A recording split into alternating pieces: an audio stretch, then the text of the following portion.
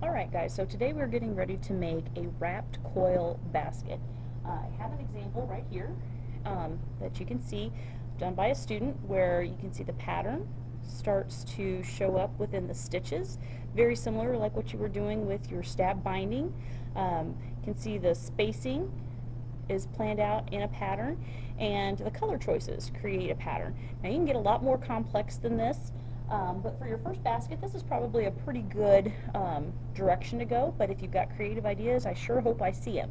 Alright, so as far as supplies go for this project, you're going to need, start off with a skein of yarn. You're going to need like a 2.5 foot piece of coiling core. It doesn't matter really how long it is because you can always add more. You're going to need some masking tape.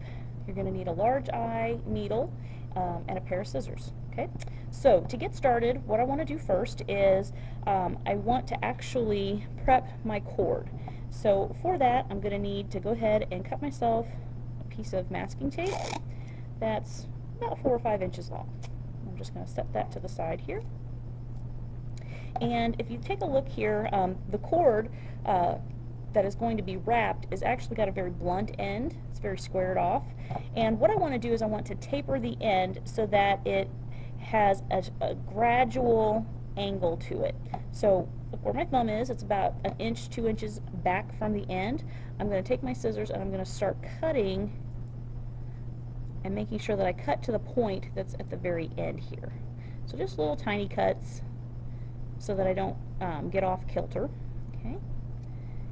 And you can see how the piece that I cut off is wide on one end and narrow on the other. That's tapered. And of course then my piece here is also going to be tapered. It goes from wide to narrow. Now this core is made out of paper and a nylon string, and it does start to fray pretty bad, so that's why we have our piece of masking tape, which we are going to just lay here on an angle and then start to wrap nice and tight around the core. And if I get a little extra here, it's not going to hurt anything. I'm just going to wrap that around. So now I've got a tapered end on my core. Okay? So the next thing that we need to prepare is our needle and thread, which is actually yarn. And you'll notice here that when I'm pulling out of the skein, I'm pulling from the center instead of pulling the string from around the outside. That'll keep it from getting as tangled usually. So I'm just going to pull out like arm's length a couple of times. You can do a little bit more than that, but you don't want to get too much string or you'll have problems with it getting in knots. When you cut this, make sure you do leave the tail. Don't cut too close to the end. And so my piece of yarn here is probably about 11 or 12 foot long. Now I'm going to take my needle next, and instead of just trying to shove this big piece of string through that hole, what I'm going to do is fold the yarn over the end of the needle that's the smallest, so the pointy end. And I just pinch and then pull that out. And now if you look, if I roll my thumb and finger back, you can see that little bit of yarn right there. If I roll it together, it gets smaller. So now if I take my eye of my needle, and that's the open part of the needle, so lay it flat like that, right over top of where that yarn is, and I just wiggle and push down at the same time. The double layer of yarn makes it a little stronger, so I can actually push it through the eye much easier than if I was just doing a single strand. So I just grab it and I start to pull. Now here it gets a little bit complicated because it likes to try and tangle because it's trying to twist and untwist at the same time. But what I want to do is I want to take and match up my end pieces of yarn and then just run my needle all the way down until I get it into the center of the yarn. Okay? Now I'm not going to use the needle end right away. I'm actually going to use the end that has my 2 pieces of yarn on it. So I'm going to start with this end. Okay? I can get my scissors out of the way. Okay, so now I'm back to having my core. Now I am a right-handed person, so I'm going to hold the core in my left hand. Of course, if you are left-handed, you're going to do the exact opposite of what I am doing. So I take both ends and put them past each other. Okay, and then I can grab with my left hand pretty close to the end, about 1/2 inch away. I'm going to go ahead and grab both the string and the core, and I'm going to start to wrap. And I'm going to wrap towards my left. And as I do this, you'll start to notice that my yarn is twisting, so I'll have to take my thumb and my finger of my right hand and untwist as I go so that I can cover more area, so it'll be a lot neater wrapping. If I don't untwist, it's not necessarily a bad thing, it's just that I cover more of the core more quickly if I untwist. Okay, and I'm going to do this until I've got about 2 inches, so I got a little bit more to go. Okay, so I've got about 2 inches, you can see here on the ruler, about 2 inches worth of wrapped core. Now I'm going to go about 1/2 inch away from where I last wrapped, and I'm going to stick my thumb and I'm going to bend this core so that I can grab it with my thumb, okay, and create like a loop right here. And then I am ready to continue wrapping. So I've got this little hole right here. That's okay. That's what you want. And I'm going to keep wrapping. And it's important at this point to wrap very tightly so that things don't come loose on you later. Okay? And I'm going to do this until, again, I'm about 2 inches past where I wrap. So I've got about 1 inch already, and I'm going to do another inch. Okay, that's about 1.5 inches. That's probably okay. And now I'm going to pinch and just kind of start to bend this around to create like this upside down E shape. Okay, you see that? And I'm going to push this a little bit past, and I'm going to pinch this with my thumb and my finger. And now I'm going to grab the needle. And I'm wrapping this direction, so I'm going to enter this hole, pull the yarn through, get everything lined up, pull it tight, and then I want to go ahead and do that a second time.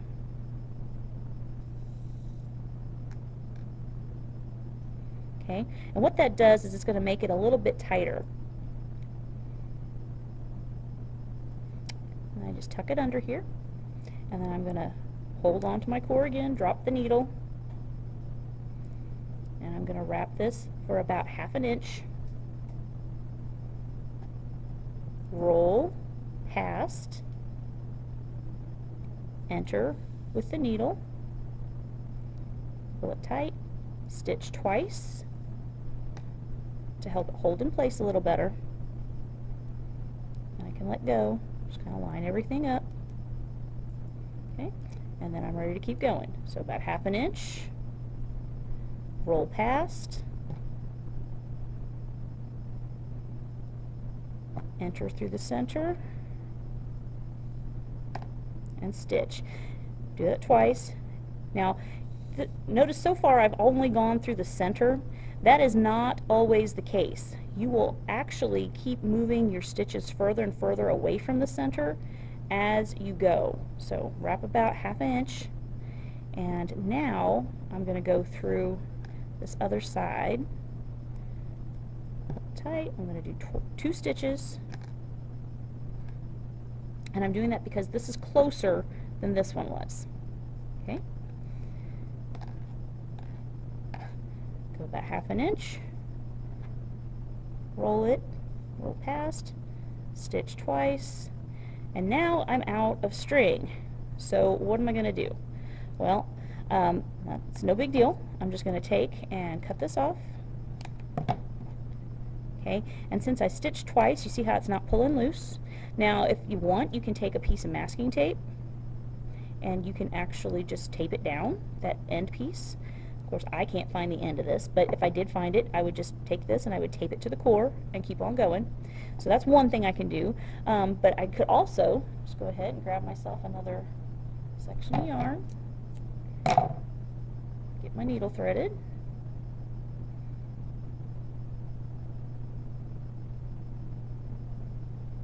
get those ends lined up again.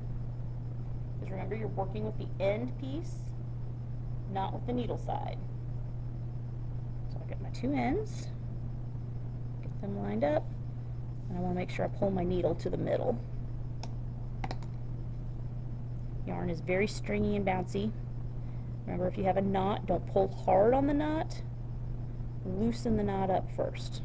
It'll be a whole lot easier for you. Okay, so I drop my needle end. I'm going to take the end piece of my yarn and just hold on to it with the core.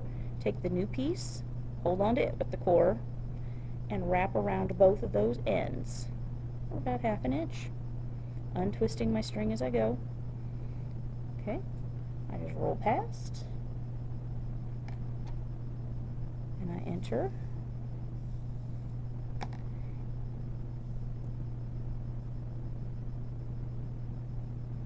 Pull that tight, and you can see I still have those end pieces. I don't want to stitch twice, sorry. Those end pieces are sticking out there. At this point, if you want to, you can trim them off, or you can leave them, and as you wrap, they will get covered. So the thing that's kind of cool about this is you're not actually tying any knots to make this basket. If you tied a knot, you would see a big old bump, which would not be very pretty. Okay, and so here we go again. Ready to go for about 1/2 inch. And if you stick with 1/2 inch all the way around, you're going to start to create a pattern. So notice, like right now, as I enter this, I am not going through the center anymore. I'm just stitching the 2 core pieces that are closest together. Okay, so I just push that through. And make sure I'm untying. It's trying to twist a lot, so you just have to pay attention to that. Some yarn will twist more than others, and I want to make sure that I'm getting both parts pulled through evenly. Okay. And if you've got the hang of it, you can just go to doing single stitch, but since I started with double, I think I'm going to keep doing that because I like the look of how thick the stitch is. So aesthetically, which is a word just means what looks good to me, aesthetically I like the double thickness of the yarn. If you don't like that, you don't have to do 2 stitches. Okay? If you feel like you've got a pretty good grasp on how to do this, don't do 2. Just do it once. Okay? Again, I just like that it helps hold it in place a little bit better. Okay? And now, this is working out pretty good. As I do my 1/2 inch or so, and I'm ready to make my stitch, you'll see that they'll start to stair step. Now, that's great and all, but the problem that I'm going to have is as I spiral away from the center, these spaces between the stitches, if I just went off of what I've already got, are going to get farther and farther apart. So for right now, as I'm building the base of this, and as you're doing this, and still, if this is the first time you've ever made a coil wrapped basket or a wrapped coil basket, however you want to call it, if it's your first time, you don't necessarily want to keep that pattern going, that stair step pattern, right here, right now. Please find this interaction and relate to any student whose last name begins with X, Y, or Z for photo retakes in the upper comments area, or any student who needs a photo taken at this time. So continue to wrap and continue to enter. And I'm just going to keep on doing this. Make sure I get it right there next to the spot where I was just wrapping. And I just continue to do this until I've got a base for my bowl or my basket. There we go.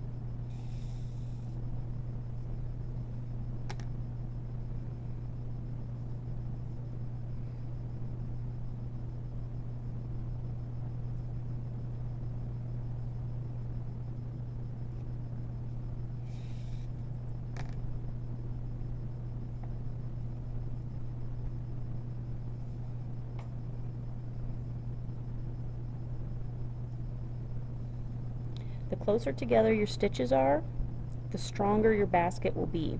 And I've seen some people who only do stitches, and that is perfectly fine to do. That makes a very, very strong basket. But if I were to go really far between my stitches, so I'm just going to show you an example here. If I kept going and going and going, okay, and then I did a stitch finally,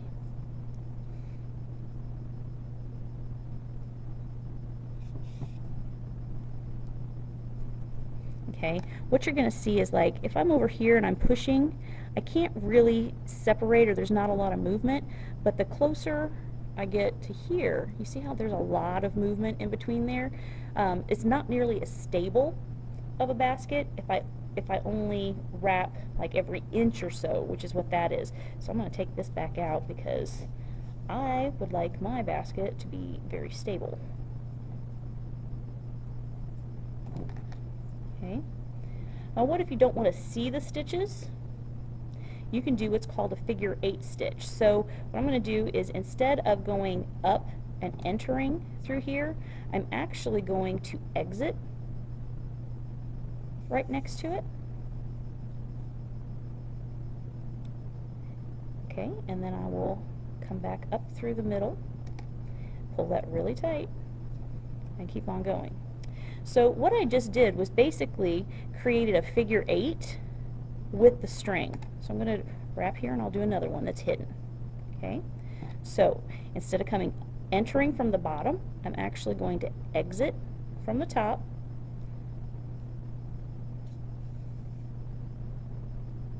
okay, so it was wrapping this way, now it's coming this way around the next one, and then I'm going to come back up where they crisscross in between, and then I just keep on going. So I have a hidden stitch here and a hidden stitch there, about 1/2 inch, and then I want to make another stitch. And of course I could do another figure 8, but I like to see the design, so I'm just going to keep adding those stitches.